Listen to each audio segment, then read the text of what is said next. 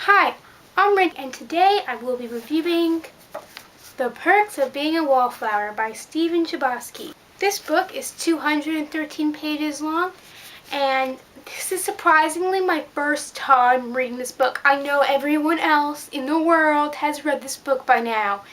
Everyone on YouTube has, except me. So, I was kind of putting it off for a while. I don't really know why, but it just came to the point where I was like, okay, fine, I'll buy it, I'll read it, we'll see if it's really as great as everyone says it is. So, I finally read it, and honestly, when I was going into it, I try not to have too high expectations, but I expected it to still be good, because everyone said it was one of the best books. And honestly, I know I'm going to be hated for this so badly, but I didn't like it too much. I didn't think it was as great as everyone says it is. I kept reading and reading, expecting something great to happen, but I just didn't feel like it got really good. I mean, I kept waiting for this really awesome part, but there was no awesome part at all. Okay, if you don't know the basis, the storyline of this book, I'm just going to tell you. I figure a lot of you guys do know, but it's done in letters about this book written by this boy Charlie, and it's all like his freshman year of high school and him making friends and this group of friends and everything they experience and go through. There was just so many depressing things in this book.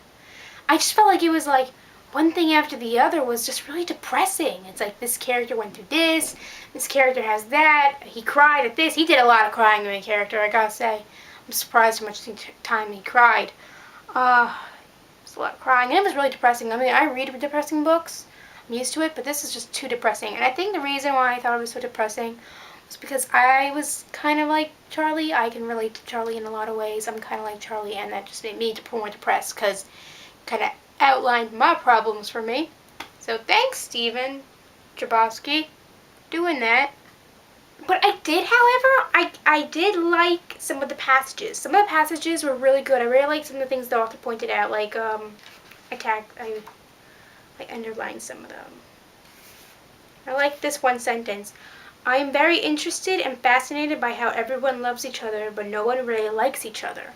And he's talking about the family, and that's like my family, and I thought that was really good. And this one too. I think that if I ever have kids and they are upset, I won't tell them that people are starving in China or anything like that, because it wouldn't change the fact that they were upset. And even if somebody else has it much worse, that doesn't really change the fact that you have what you have. I thought the ending, not the epilogue, but the ending where he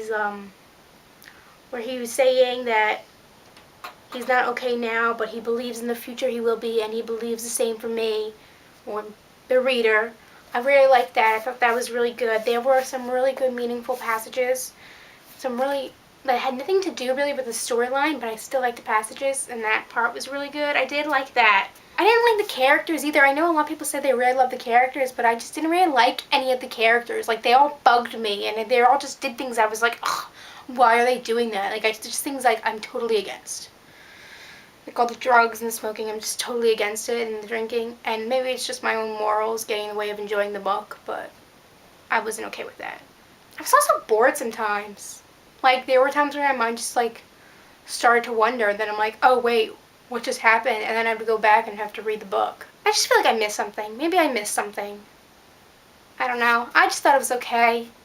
Probably not gonna read it again. I don't want to know if I want to see the movie, but maybe I just missed something. Yeah, that's my review on The Perks of Being a Wallflower. Other people say it's really great, so maybe you should read it. Maybe you just read it for yourself, see if you like it. I didn't like it, but that's just my opinion, okay? So I'm Rachel, and I'll see you next time. Bye!